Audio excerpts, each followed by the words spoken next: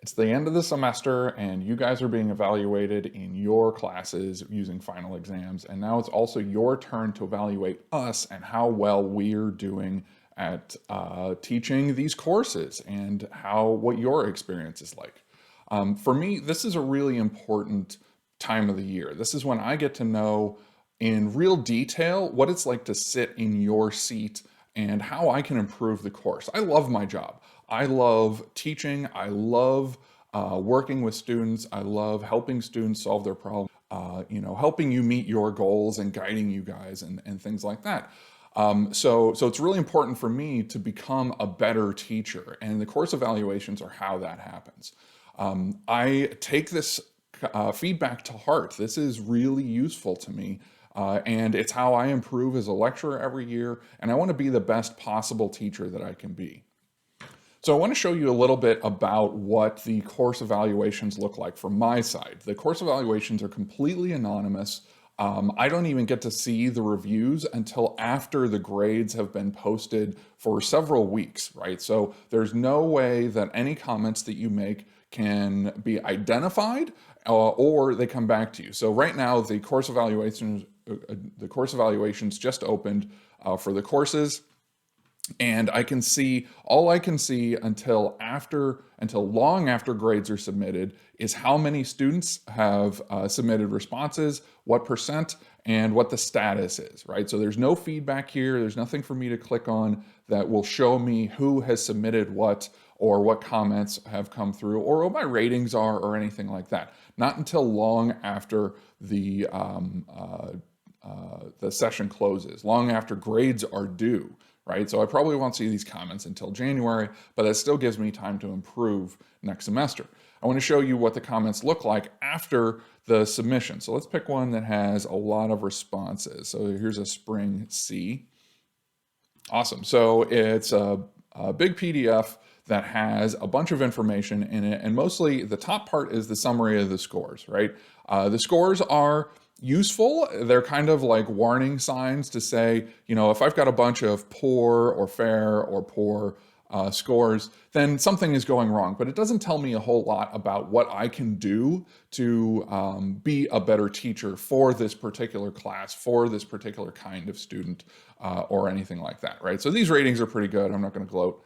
But what I take that is super important are the comments, right? The stuff in the comments, what did you like most about this course? What did you like least about this course? And general comments, everything like that.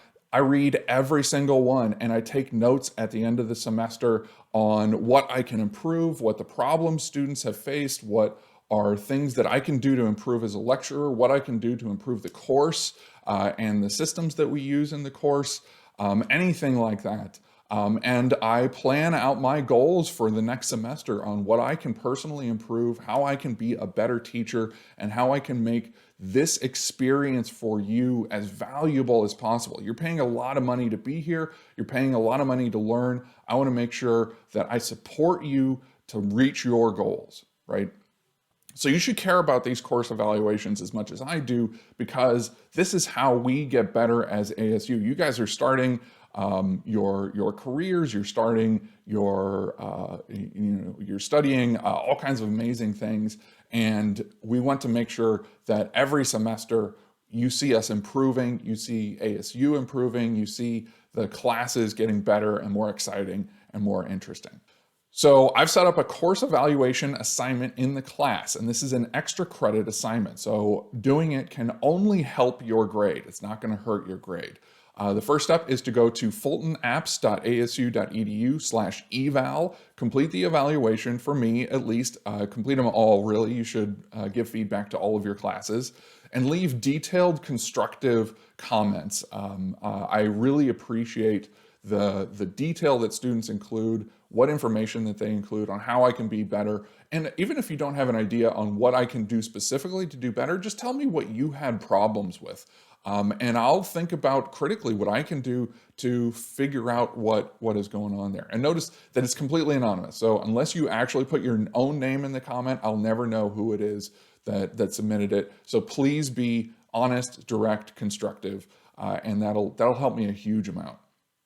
Then submit the review and take a screenshot of the confirmation page. This is the one that says available evaluations and has a little check mark next to my name or Phil's name or whoever the instructors are for your class. And then submit the screenshot to the course evaluation on Canvas by the due date in order to receive extra credit. And the due date is when the survey closes. So please make sure that you turn it in promptly and that you leave constructive feedback that I can use to improve my skills as a teacher.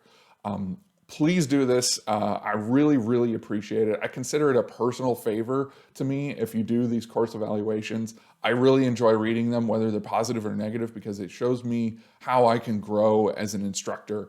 And I really, really appreciate you doing this. So happy programming, and we'll see you hopefully in future classes.